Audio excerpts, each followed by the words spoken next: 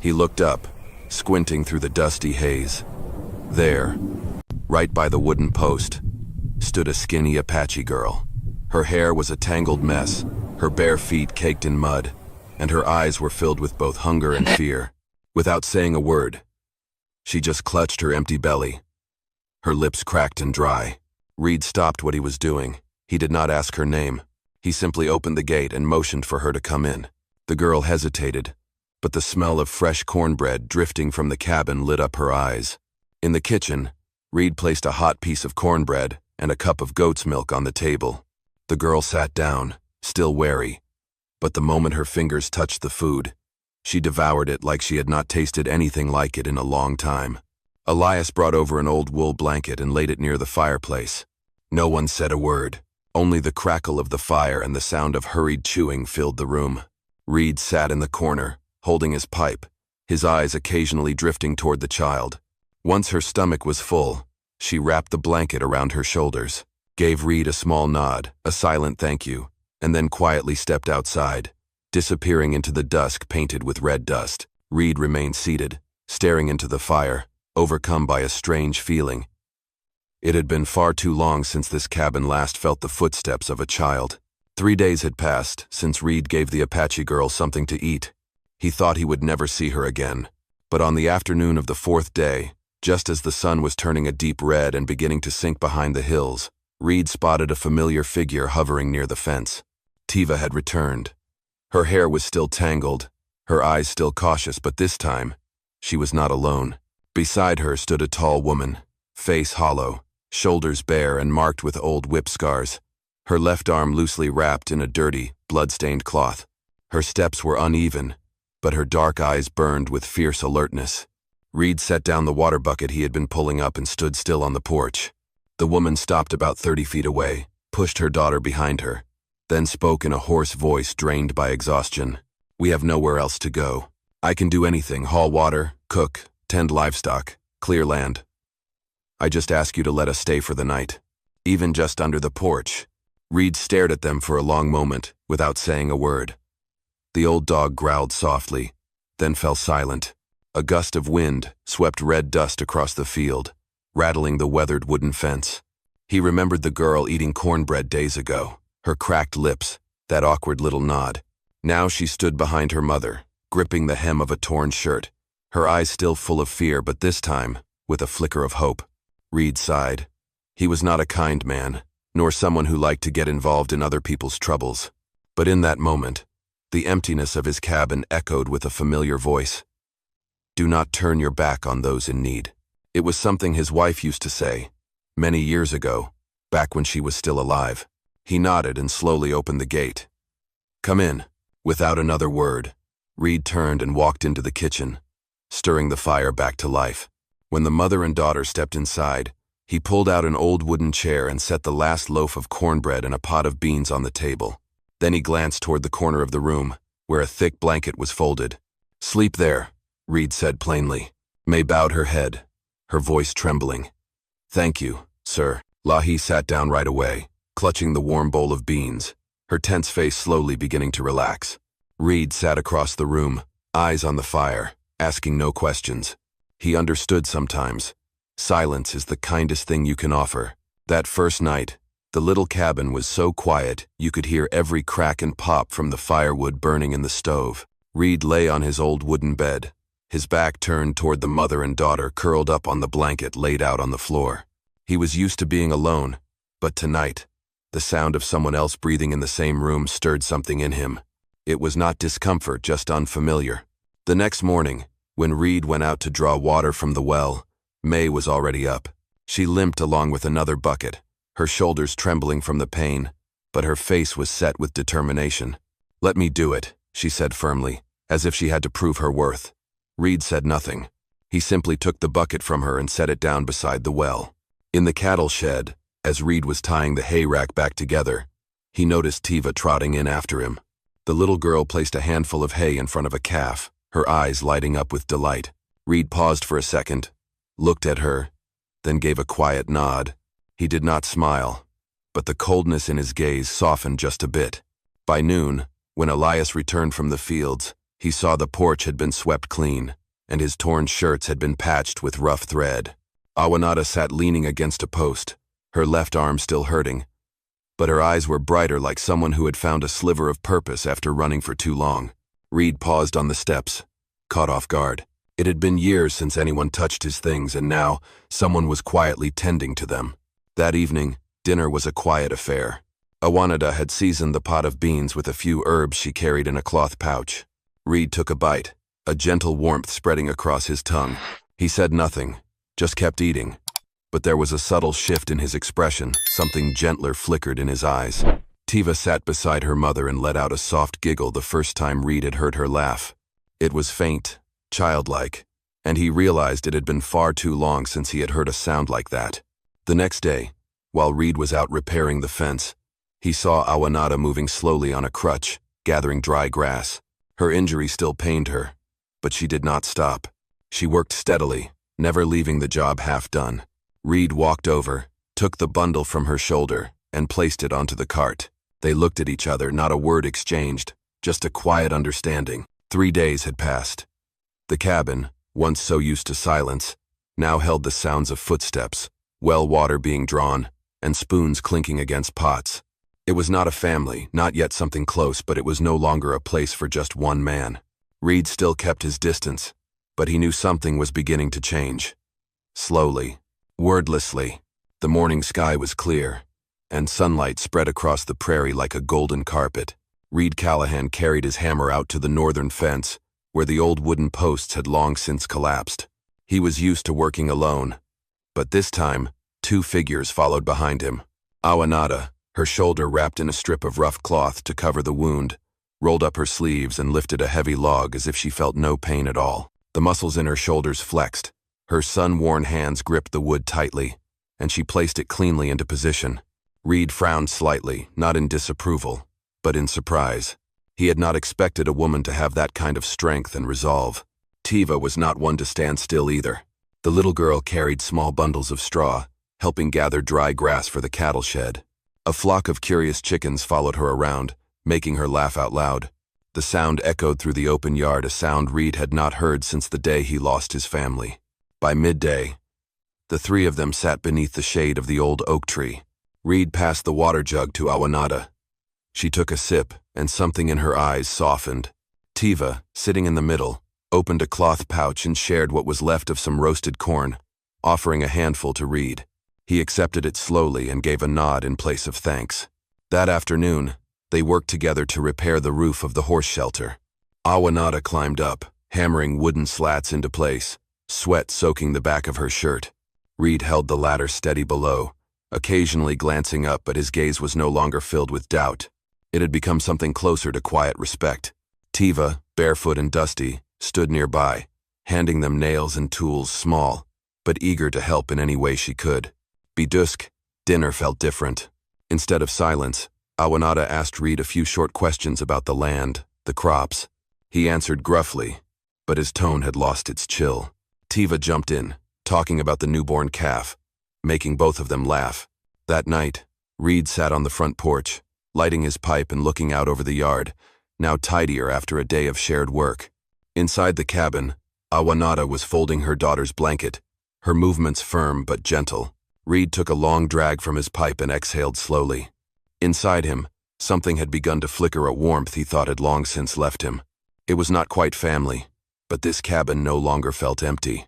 I truly appreciate having you here, and if this story stirred up a memory maybe of dusty evenings and the sound of hooves echoing in your heart, then be sure to subscribe to my channel, so that each day, we can sit together again, and I will tell you another story from the West.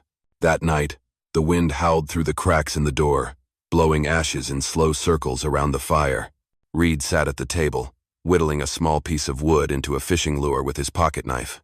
Awanada sat across from him, stitching a torn shirt with coarse thread, while Tiva was already fast asleep, curled up in a blanket near the stove. The room was warm, but heavy with silence. After a long while, Awanada lowered her needle and looked up. Her eyes, dark and deep, met Reed's directly.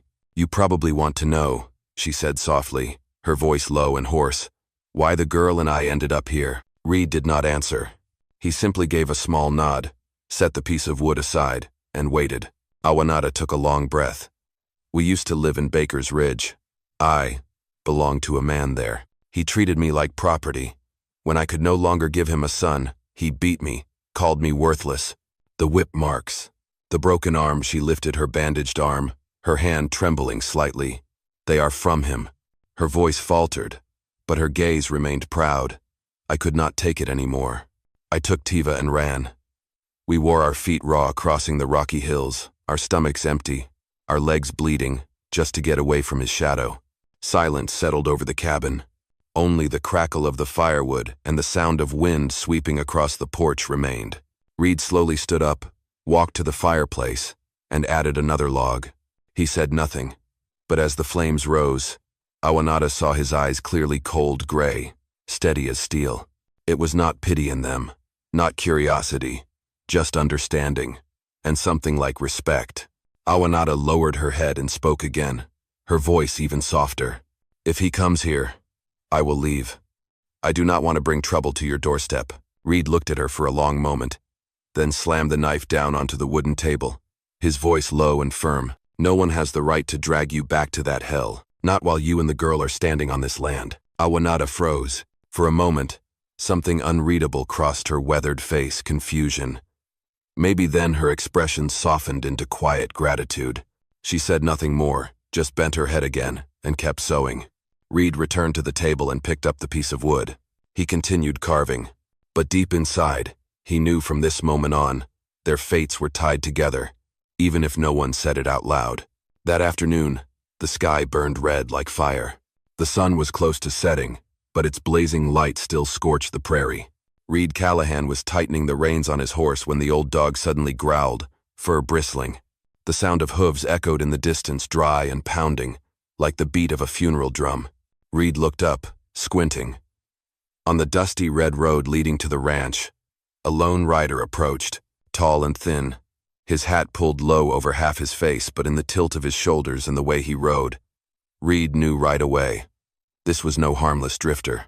Awanada stepped onto the porch, one hand gripping the doorframe tightly. She recognized that silhouette even from 100 paces away.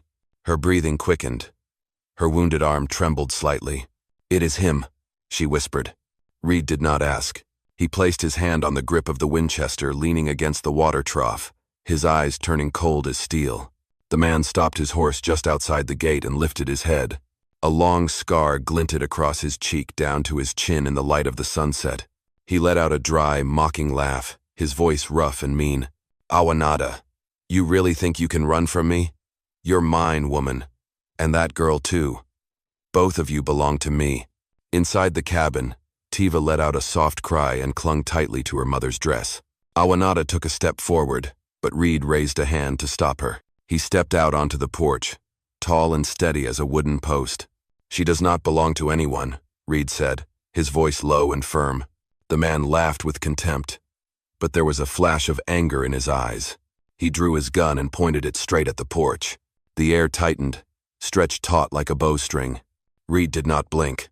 Calmly, almost too calmly, he raised the Winchester and cocked it with a sharp, echoing click that shattered the silence. The sound made the man's horse rear and whinny in panic, stomping the ground. "Put the gun down," Reed said, eyes locked on the target. "If you want to leave here alive." The man's jaw clenched, his finger twitching on the trigger. Awanada, behind Reed, held her breath. Tiva hid behind the door, eyes wide with fear. For a moment, the two men stood like mountains ready to crash into each other. Then, at last, the man let out a furious growl and lowered his weapon. "You will regret this, Cobb. The whole damn town will know you are harboring a savage woman." He turned his horse hard and rode off, vanishing into the swirling red dust of the dying Sunday. Reed lowered the Winchester, his face unchanged. He stepped back into the cabin, where Awanada was still shaking, holding Tiva close. With just one look, he said everything that needed to be said. From now on, he would not let them run anymore.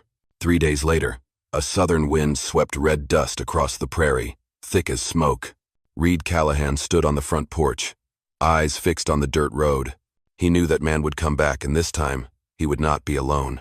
The sound of hooves thundered across the land, heavy and ominous, like war drums calling for vengeance. From the winding trail, 4 riders emerged from the haze. Leading them was the man from Baker's Ridge, his face twisted with hate, a pistol hanging at his side. He reined in his horse right at the fence, sneering as he called out, "Cobb, I warned you, but you would not listen. Hand over the woman and the girl, and I will let you keep your land. But if you do not," he growled, drawing his gun and pointing it straight, "we will burn this cabin to the ground." Awanada pulled Tiva back inside, fear in her eyes. Reed stepped down from the porch, Winchester firm in his grip, his voice rough and steady. "This is my land. No one is taking them anywhere." The air went still. One of the men flung a torch into the dry fence. Flames erupted in an instant, black smoke swirling into the sky. Laughter echoed through the heat. "Fire!" the leader roared. Gunshots cracked through the air. Bullets slammed into the wooden posts, splinters flying in every direction. Reed threw his rifle to his shoulder and fired. One man dropped from his horse, falling hard into the dust. Awanada, from behind the door, grabbed the hunting rifle Reed had set aside and fired a shot that shattered one of their wagon wheels, sending their horses into a frenzy. Tiva screamed, but Reed shouted, "Get down!" and dove to the side, firing a second round. The bullet grazed the leader's shoulder, making him howl in pain as he fired blindly back toward the cabin. Smoke, flames, and red dust blurred into a deadly storm. Reed dashed to the water trough, ducked behind a timber beam, and fired again. Another man clutched his gut and fell. Finally, as the fire still raged and the smoke had yet to clear, the leader snarled, "Fall back. Next time, I bring the whole damn town." He turned his horse and rode off, the last 2 men scrambling after him into the blood-red haze. The sound of hooves faded into the distance, leaving only the crackle of fire and the thick smell of gunpowder. Reed let out a breath, blood streaking down his shoulder. But his eyes remained cold as steel. He turned back to the cabin and saw Awanada standing in the doorway, her rifle still smoking, Tiva clutching her dress. In that moment, all 3 of them knew. This was no longer a place of temporary refuge. They had stood their ground together, and from now on, anyone who dared cross that fence would have to pay the price. Winter had passed, and the harsh, dry winds slowly gave way to a strange, gentle warmth. Across the fields surrounding the ranch, tiny blades of new grass pushed through the cracked earth. Birds returned, chirping on the porch roof still scorched with bullet scars. Reed Callahan leaned on his hoe, wiping the sweat from his brow. The arm that had once been grazed by a bullet was nearly healed now, leaving behind a scar as thin as a silver thread. Beside him, Awanada rolled up her sleeves, her strong arms tightening as she lifted a heavy wooden plank. Though her old wound was not fully healed, her eyes burned bright, the look of someone who had made her choice and would not turn back. On the porch, Tiva sat building a circle of stones, giggling with delight.